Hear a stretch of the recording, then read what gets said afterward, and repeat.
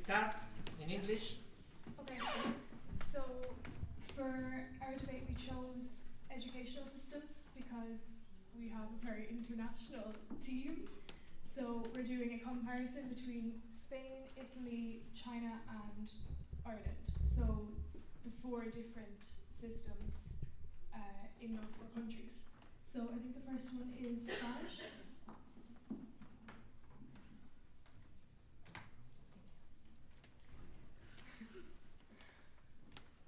Okay, so this is like the structure of the... Your name, please? I'm Anna. This is the structure of the education system. So we see that it's divided in play school, primary school, secondary school, bachillerato, and when you finish bachillerato, you need to do like an exam to access to the university, and you can see like the years, like more or less that the kids and the people need to have to do those schools and all that. When you finish secondary school, that is mandatory, you can choose between do bachillerato or grado medio, and then with grado superior you can access to university, and that is. And with bachillerato you can access with an exam that Anna said that is called selectividad, and you can access to university. Okay, so our debate is based on how we teach in the different countries in the first language, that in our case is Spanish, and there are different languages, and also how we teach English. So this is how we teach Spanish in Spain. So we principally base our classes on teaching like the grammar, morphology, syntax, and not that much on literature. We don't study like the vocabulary directly. We acquire it with the time and by reading and preparing it with projects and all that. It has been always like doing exams at the end of when you finish a unit, for example. But now there are some teachers that are starting to do active methodologies and cooperative learning techniques in order to promote the student autonomy. And yeah, that's it. Okay, so in contrast with the teaching of Spanish, our second language is English, and we are used to learn by heart everything, like grammar. Well, we focus on grammar and vocabulary, and the main methods are memorizing and the use of repetitive activities. We do not give so much importance to listening and oral practices like speaking. To sum up, although the language is the aim of the language is to communicate with each other, we do not give too much importance to that. So as a result, when students finish mandatory school, they don't have enough level to be able to communicate with or have a conversation in English with each other. So you have to take extracurricular English classes.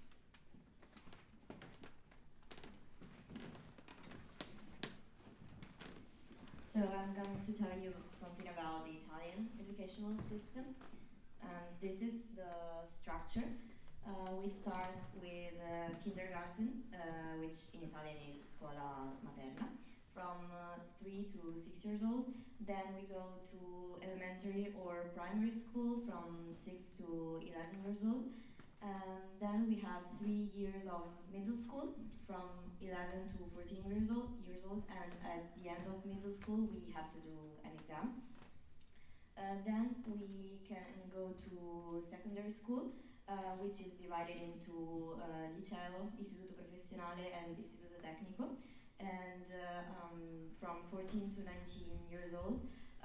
Basically, liceo is the aim of liceo is for you to go to university. university because you study more, you study literature and these subjects, whereas the other two, Istituto Professionale and Istituto Tecnico, like teach you a job. So usually students after these two types of school go find a job, but it's not mandatory.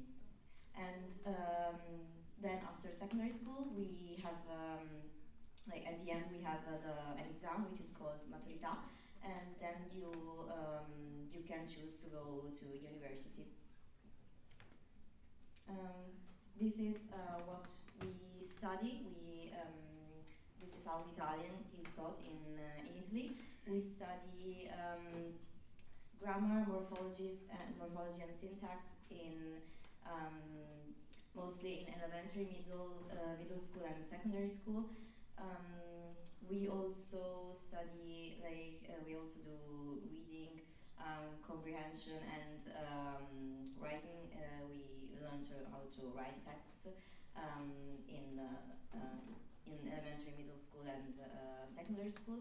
Whereas only in middle and secondary school we study also literature, even if as I said before, we study more literature in liceo. The classes are basically theoretical. There's very little interaction.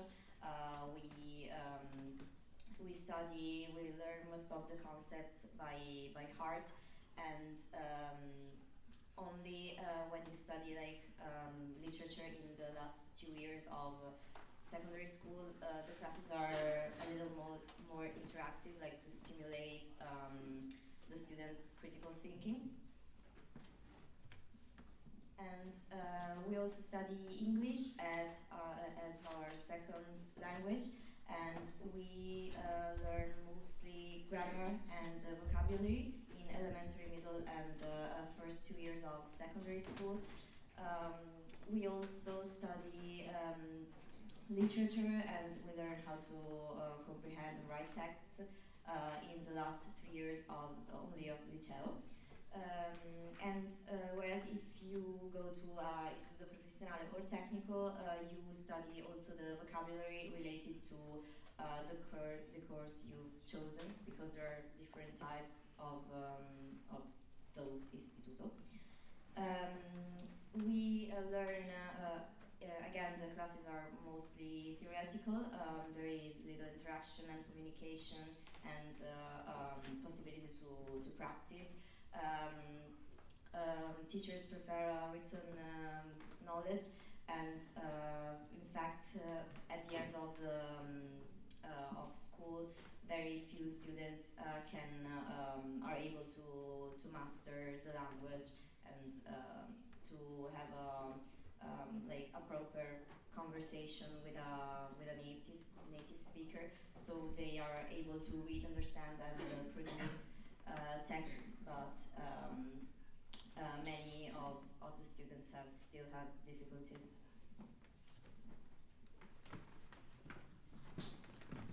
Okay, the next part is about the educational system in China, and there's a video that can show the basic educational system. We'll have enough time to show. What's the education system like in China? Chinese children over 6 years old are allowed to enter primary school. After 6 years education here, they spend 3 years in junior middle school. This 9-year education they receive is called National Compulsory Education, which requires all school-age children to be educated free of charge. Following compulsory education, Chinese students will sit their first important lifetime test, the senior high school entrance examination, Zhongkao. Based on the results and personal choices, 87% of students step into senior secondary education, and 57% go to regular senior secondary schools to gain cultural and scientific knowledge, while 43% enter secondary vocational schools to be trained with skills for employment. In most provinces, those who enter regular schools will be divided into classes focused on social sciences, Chinese, English, mathematics, politics, history, and geography, or natural sciences, Chinese, English, mathematics, physics, chemistry, biology. Whichever one they choose decides what they will be tested on during the college entrance examination, Gaokao, their second important exam. The total point of the examination is 750. In fact, there are 6 foreign languages that can be chosen. English is the most popular. Whether students enter the university they prefer depends on their final scores and the enrollment mark of the university. Therefore, Gaokao is greatly significant to Chinese. That's why most senior students in high school work hard to prepare for the examination under huge pressure. However, China has implemented historic education system reform. Gaokao will adopt a 3+3 model. All subjects require higher level Chinese, especially in traditional Chinese culture. Chinese education points to comprehensive personal development oriented education.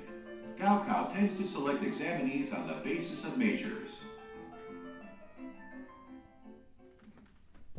Okay, so this is a brief presentation What's the for education system like in basic China? educational system in China. And the next page. As we can see in China, like other countries, we also have different centers that divided the whole study process into different periods. And there are 2 important exams for us. One is at the end of junior high school called Gaokao, in order to enter senior high school, and the other is at the end of the senior high school, whose aim is to have the opportunity to choose a better university. So I'm going to introduce the educational system of our mother tongue, Chinese Mandarin in China. First, in the kindergarten and the primary school, Chinese students mainly study and practice pronunciation and characters. We attach importance to the character writing and the beautiful writing, which is called calligraphy in China. And another important part is Asian poems. Chinese children are required to recite many Asian poems from an early age, and it also forms an important part of exam from primary school to senior high school. And in our textbook, in every unit, we have different types of articles with questions at the end of each article in order to make us understand totally the article, like the intention of the authors, or to summarize an article in our own words. And this is for the modern reading comprehension. We also have ancient reading comprehension. It's like understanding ancient words and ancient sentences, because after the reforms, this language we speak today is totally different from the language in ancient times. And for this part, I think they mainly appear in the exams of senior high school and junior high school, but very few students can understand the entire article without the instruction of a teacher, even for a student of senior high school, I think. And as for the grammar, take myself for example, I only learned a little basic grammar in junior high school, like the structure of a sentence or the function of different types of words. In fact, the grammar doesn't be valued so very much. And after entering senior high school, the Chinese learning is more comprehensive, and Chinese lessons are also being combined with the content of the exams. In the exam, we have like modern and ancient reading comprehension and some practical application of Chinese, like writing an advertisement or writing an instruction, and also a composition of more than 800 characters, which accounts for 40% of the total points in the exam of Gaokao. And after entering university, I think the Chinese learning is not valued very much compared with English, except for some Chinese majors. In most universities, most colleges, there are not enough Chinese lessons. So there are also some people saying that Chinese students are the ability of Chinese students of using Chinese is decreasing gradually.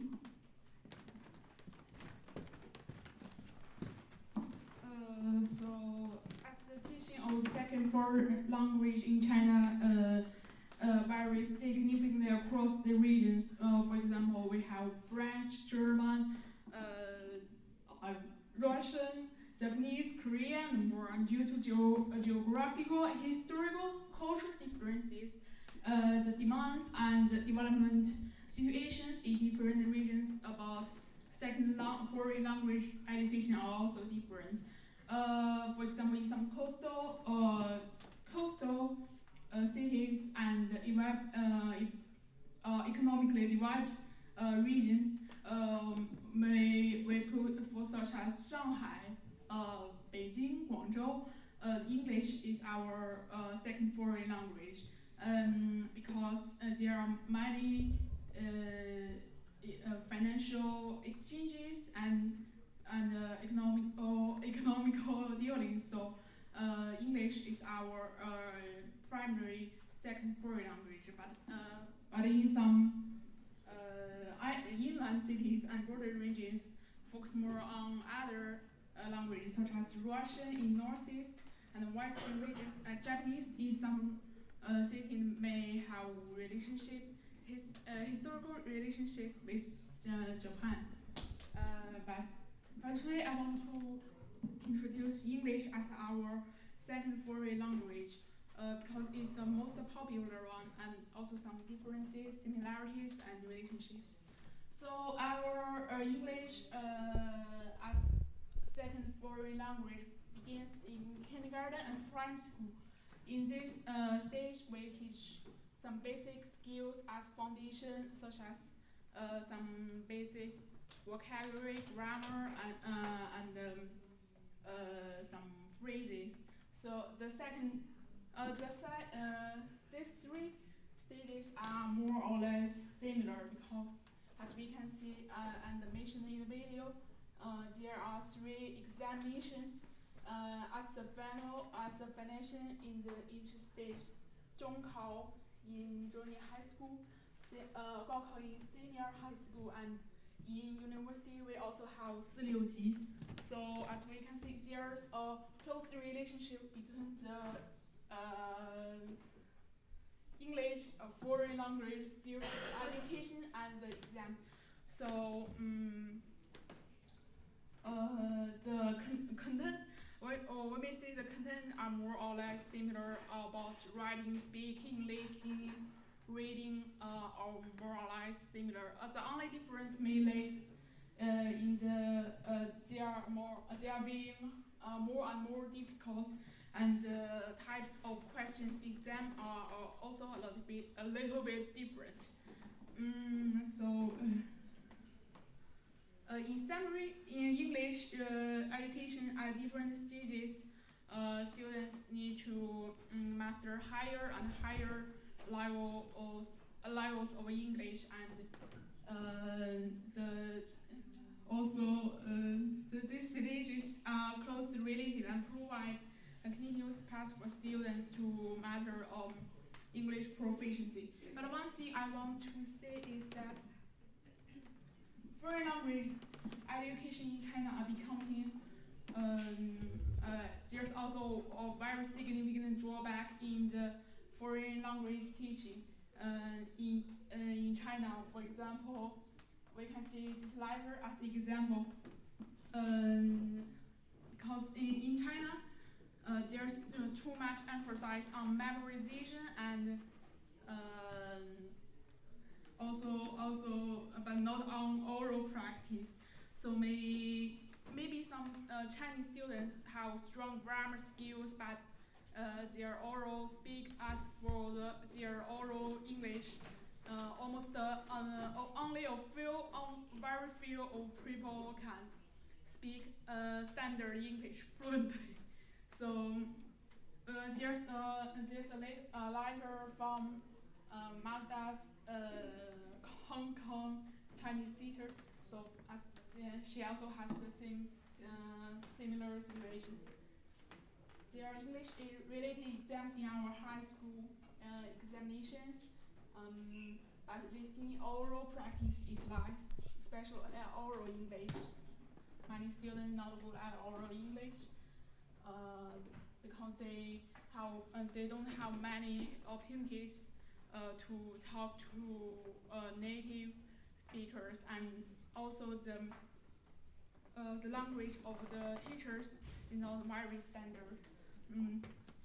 The other thing I want to say is there are some people not put so much emphasis on the education of English as they used to, because also we can see the popular English phenomena are gradually decreasing now in recent years. The role of English in Chinese education has been slowly declining because China wants to promote